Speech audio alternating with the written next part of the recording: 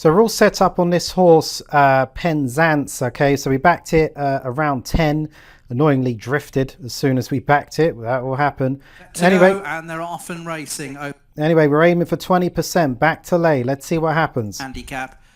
Last year's winner, Penzance the Grey, is keen to try and get to the front under Billy Locknow. So he's trying to go straight to the front. Let's see what happens. They're keen to cover that position and is in front from Penzance. Within third place, the Glen Rovers in the black and white colours. Out wider, Quital in the blue and the light green. Then comes Stormcatcher, who's won here 4 times in the yellow and blue hoop jacket, and the yellow and purple of Dark Moon Rising at the back of the field. They've gone pretty. So he's in there second, Penzance. Didn't quite go to the front. Leads under Asheen Murphy. Can be a free-going horse. Respond. Is pretty keen again.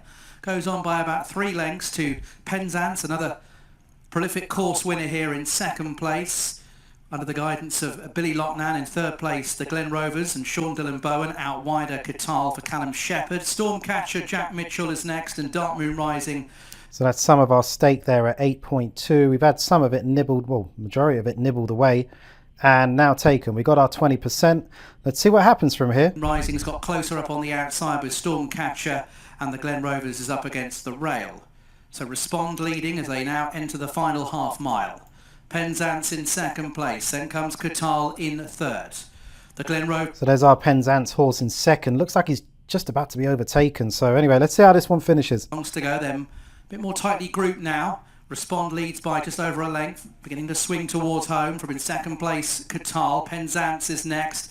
Then Dark Moon Rising, followed by Stormcatcher and the Glen Rovers into the straight then. And they have just under 2 furlongs to go. Respond in the lead still. It's looking like this horse Respond is heavily odds on. Dark Moon Rising is trying to pick up then. Penzance out of it.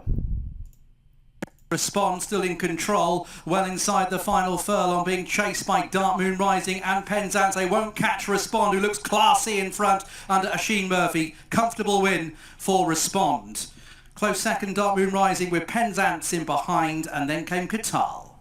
So the horse we were looking at, Penzance, finished third in the end, and it's important to look at the charts and get a good idea of how this horse performed if we look at the in-play before it obviously went off. So we can see the shortening of it went pretty much, I mean, probably, hold on, let's move this around. So it went as low as 5.8 in this one. We can get an idea of how much money was matched at 5.8 if I can move this, or if I can't move it. Hold on, let's close this off. Okay, so we move it down to 5.8, so it's like £1 was traded around there, and yeah, went down to comfortably around 7. So obviously our order was around 8.2. So yeah, it was a good choice. I mean, look, this race had an odds-on favourite. So when there is an odds-on favourite, you're probably not going to go for a double or bust sort of trade.